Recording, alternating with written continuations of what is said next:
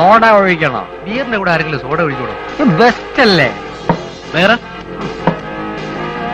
തരാം തരാം, ബഹളം വെക്കല്ലേ. ഇവിടെ ഇരിക്കുന്നതെല്ലാം നിങ്ങൾക്ക് രണ്ടുപേർക്കും ഉള്ളതല്ലേ? എന്താ വേണ്ടേ? ഒരു ലാർജ് വിസ്കി.